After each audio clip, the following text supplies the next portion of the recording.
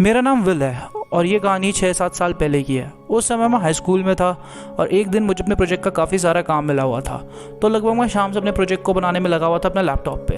तो फाइनली रात तक जाके मेरा प्रोजेक्ट कंप्लीट हो चुका था और फाइनली उस प्रोजेक्ट ने मुझे काफ़ी फ्रस्ट्रेट कर चुका था और बस प्रोजेक्ट को अब कंप्लीट कर चुका था। तो मैं काफ़ी फ्रस्ट्रेट हो चुका था और मैं लैपटॉप के सामने बैठा था। तो मैंने सोचा क्यों ना अपने माइंड को रिफ़्रेश करने के लिए थोड़ा यूट्यूब पर वीडियोज़ चला ली जाए। तो मैंने अपना यूट्यूब अकाउंट खोला और मैं उसमें रैंडम वीडियोज़ देखने लगा और मेरा टाइम पास भी होने लगा और मेरा माइंड थोड़ा रिफ़्रेश भी होने लगा।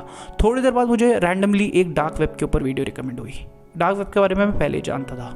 आप में से जिन लोगों को नहीं पता मैं बता दूं, इंटरनेट का वो हिस्सा जैसे कि याहू, गूगल और ये यूट्यूब, ये सब सरफेस वेब के अंदर आता है जो 3-4% ही है। बाकी का 96% डीप वेब या डार्क वेब है। तो डार्क वेब भी एक छोटा सा हिस्सा है जो कि काला धब्बा है हमारे इंटरनेट का, जो कि जिसमें इनलीगल काम होते हैं। तो मैं एक यूट्यूबर की उससे रिलेटेड वीडियो देखने लगा तो उसमें वो डार्क वेब भी सर्व करके दिखा रहा था। तो उसमें उसने डिफरेंट चीज़ें दिखाई जैसे कि इनलीगल ड्रग्स और इनलीगल जो हिटमैन के काम होते हैं, हिटिंग के काम होते हैं, ये सब। तो ये सब वो दिखाने लगा जैसे डार्क वेब पे जाके क्या क्या काम लोग कर सकते हैं, हिटमैन हायर करना। तो मैं उसकी वीडियो देख के काफ़ी प्रभावित हुआ। मुझे लगा क्यों ना मैं भी जाऊँ, क्योंकि इंसान की जैसे कि वो होती है अंदर की इच्छा होती है क्योंकि एंड में यूट्यूबर ने ये कहा था अपनी वीडियो में, अगर आप मेरी ये वीडियो देख रहे हैं तो वहाँ पे बिल्कुल ना जाएं। लेकिन हम सब इंसान हैं और इंसान का जो नेचर होता है ऐसे होता है, जो काम हमें करने के लिए मना किया जाता है उसके बारे में हमें और जानना होता है। तो मैंने सोचा क्यों ना इस बार डार्क वेब पे जाया जाए। तो जैसे कि मैं डार्क वेब के बारे में जानता था तो मैं जानता था उसे आम तरीके से नहीं एक्सेस किया जा सकता। तो मैंने सीधा अपने लैपटॉप पे टॉर ब्राउज़र इंस्टॉल किया। टॉर ब्राउज़र एक वो ऐप है जिससे कि आप डार्क वेब को सर्व कर सकते हैं। उसमें सारी अनियन साइट्स होती हैं। तो मैं जानता था एक हिडन विकी होती है, उसमें काफ़ी सारे डार्क वेब के लिंक्स मिल जाते हैं। तो मैंने वो टाइप करा। काफ़ी सारे लिंक्स उसमें से एक्सपायर हो चुके थे और बाकी मैं सर्व कर ही रहा था। तो 1-2 लिंक्स उसमें चल रहे थे जिसमें मैंने देखा कि कैसे उसमें लिखा हुआ था इंसानों का मीट कैसे बनाया जाए या कैसे काटा जाए। तो काफ़ी भद्दी जानकारी उसमें अवेलेबल थी। तो मैं थोड़ा और अंदर गया तो मैंने देखा कोई एक बंदा किसी वेबसाइट का लिंक छोड़ा हुआ था थोड़ी देर पहले। तो मैंने उसे खोला तो उसमें वो इंसान इनवाइट कर रहा था रेड रूम के लिए। रेड रूम आप सबको मैं बता दूं, रेड रूम एक कमरा होता है। वैसे तो बहुत सारे लोग उसे मिथ ही समझते लेकिन ऐसा नहीं है। रेड रूम एक कमरा होता है जिसमें लोगों को टॉर्चर किया जाता है। उस टॉर्चर को देखने के लिए कुछ दिमागी रूप से बीमार इंसान पैसे दिया करते हैं। मेरी इच्छा हुई, मैंने कहा चलो एक बार जाके देखता हूँ। मुझे लगा कुछ फेक है। जैसे ही मैंने उस लिंक पे क्लिक करा तो उसमें लिखा था एक ईमेल आईडी और एक पासवर्ड डालना है। तो थोड़ी सी देर में मैंने अपने फ़ोन से एक नकली ईमेल आईडी और एक पासवर्ड तैयार करा और वो मैंने वहाँ पे ड्रॉप कर दिया, जिससे कि उसने मुझे इन्वाइट कर लिया। अब जहाँ मैं इन्वाइट हो चुका था तो वहाँ पे एकदम से एक वीडियो खुली जो कि लाइव स्ट्रीम की जा रही थी। उस लाइव स्ट्रीम में मैंने देखा कि कैसे एक 20 साल के लड़के को पूरा नंगा करके ज़मीन पे लिटा रखा है, उसके हाथ पैर बांध रखे हैं। वो लड़का चिल्ला रहा था लेकिन उसकी कोई नहीं सुन रहा था। वो कमरा एक छोटा सा कमरा था जो काफ़ी तंग कमरा था। उसके अंदर उसे बेड पे लिटाया गया था और उस लाइव स्ट्रीमिंग का कैमरा जिसने पकड़ा था, जब वो कैमरा घुमा रहा था तो उसने दिखाया कि वहाँ पे कौन कौन से औजार हैं। तो वहाँ पे काफ़ी नुकीले हथौड़े, पता नहीं क्या क्या, वो सब कुछ रखा हुआ था। शायद उसके टॉर्चर के लिए ही था। तो फिर उसमें सबको वेलकम किया गया। मेरी स्क्रीन के नीचे भी वेलकम लिखा आ रहा था। तो उसमें लिखा आ रहा था उस टाइम उसे 375 लोग लाइव देख रहे थे। उन 375 लोगों में से एक मैं भी था। मैं काफ़ी डर चुका था लेकिन मैंने बंद नहीं करा। मैं देखता रहा, मैं देखना चाहता था होगा क्या।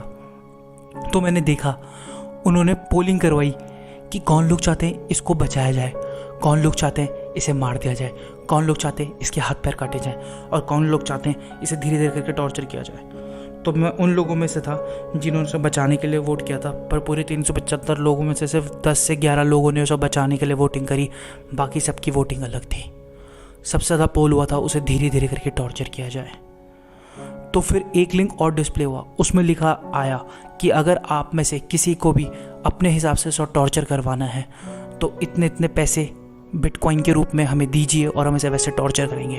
तो मेरे पास बिटकॉइन नहीं थे तो मैं तो वैसे भी कुछ नहीं करने वाला था।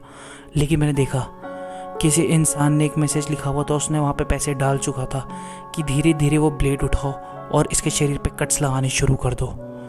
तो थोड़ी देर में ही वहाँ पे एक लंबा चौड़ा सा, उसी कमरे के अंदर एक लंबा चौड़ा सा आदमी आया। उसने ब्लेड उठाया और धीरे धीरे उस लड़के के शरीर पे कट्स लगाने शुरू कर दिए। वो लड़का दर्द में चीख रहा था, मुझे छोड़ दो, मुझे छोड़ दो, लेकिन उसकी कोई नहीं सुन रहा था। थोड़ी देर बाद ही जब उसके शरीर पे, उसकी पीठ से लेके उसके पेट तक और उसके टांगों तक पूरे कट्स लगा दिए, फिर उसके ऊपर नमक का पानी छीनकना शुरू कर दिया। तो कोई आईडी थी जॉन 8888 करके, उस बंदे ने रिक्वेस्ट करी कि जो ये हथौड़ा है उससे इसके शरीर को पीटना शुरू कर दो, और वो पेमेंट कर चुका था। तो जो वहाँ पे आदमी था उसने हथौड़ा उठाया और उसकी टांगों से मारना उसे शुरू करा, और मारते मारते उसके पेट, उसकी चेस्ट और उसकी गर्दन हर जगह मारने लगा। वो लड़का चीख में कर रहा था।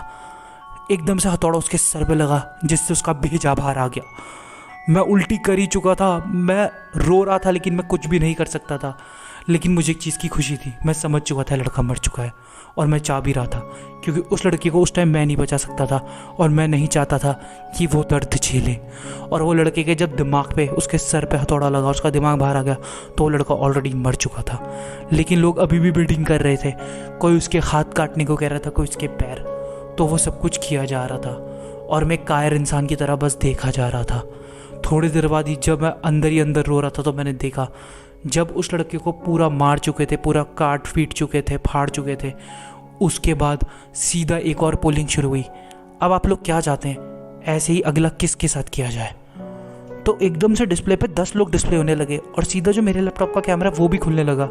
शायद ये 10 लोग वो थे जिन्होंने उनको बचाने के लिए वोटिंग करी। तो मेरे कंप्यूटर स्क्रीन पर दिख रहा था मेरे साथ बाकी के 9 लोग और थे। ये सब वो लोग थे जिसने बचाने के लिए वोटिंग करी। तो उस डार्क वेब के रूम का जो टॉर्चर वाला बंदा था, उसने कहा अगले लोग इनमें से होंगे, और मेरी तो रूह ही काँप गई। उन 10 लोगों में से कोई एक एशियन बंदा फंस चुका था। हम 9 लोगों की फ़ोटो गायब हो चुकी थी। लकीली हम लोग बच गए, लेकिन सब लोग लकी नहीं थे। उस टॉर्चरर ने कहा इस बंदे का IP एड्रेस वगैरह सब हमारे पास है, अगला बंदा भी यही होगा इसी रूम में। मैंने लैप ही बंद करा और मैंने अपनी पूरी ब्राउजिंग हिस्ट्री डिलीट करी। मैं पूरा डर चुका था। एक बार को तो मैं सोच रहा था क्यों ना मैं अपना लैपटॉप ही तोड़ दूं, क्योंकि मुझे डर लग रहा था जैसे उस एशियन आदमी को हैक कर लिया, कहीं मुझे भी तो हैक नहीं कर लिया है। मैंने कभी किसी को नहीं बताया। मैंने सीधा अपना वो लैपटॉप से सीधा अपना पूरा का पूरा उसे डिस्ट्रॉय कर दिया, उसमें से सारा हार्डवेयर वगैरह सॉफ्टवेयर सब निकाल दिया, उसे तोड़ फोड़ दिया मैंने अपने लैपटॉप को डर के मारे। क्योंकि मैं डर चुका था, कहीं ना कहीं मुझे लग रहा था कहीं मेरी भी इन्फॉर्मेशन लीक हो गई हो, क्योंकि मेरा भी फ़ोटो आया था उधर। तो मैंने अपना पूरा लैपटॉप ही तोड़ दिया। उसके बाद मैं कभी दोबारा डार्क वेब पे नहीं गया। और मैं आप लोगों को यही बोलना चाहूँगा, आप लोग भी चाहे कितने भी क्यूरियस हों, चाहे कितना भी आपको जाना हो, डार्क वेब पे कभी ना जाएं।